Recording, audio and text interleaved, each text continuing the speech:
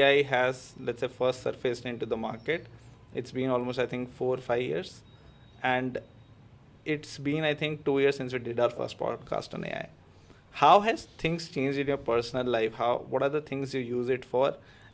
Work, in person, like whatever you want to answer. Right.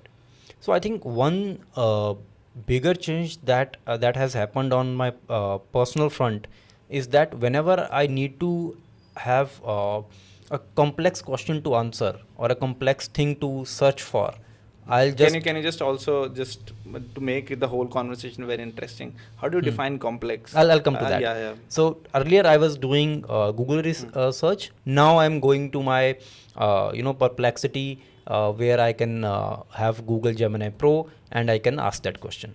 Now I'll start with an example. So yesterday I had this Ayurvedic tablet where I have 5-6 ingredients, right?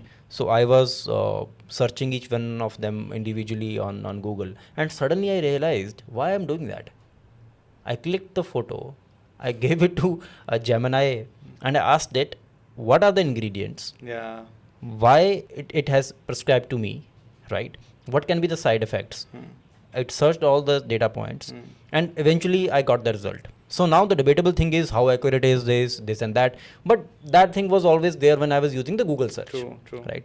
But the work was done under 2 to 3 minutes. Yeah. It would have taken me 20 minutes to do that. Correct.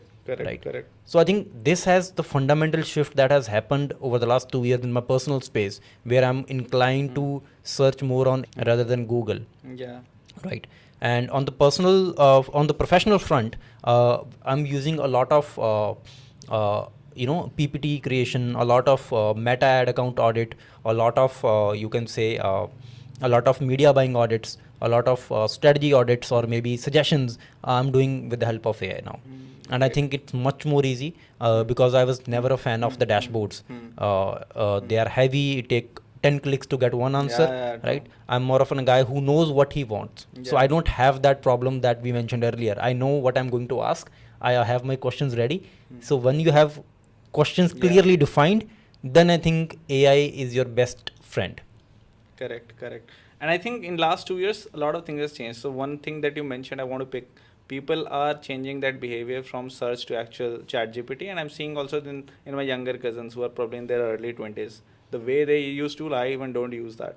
So if they have a series of questions to ask, they never go on Google.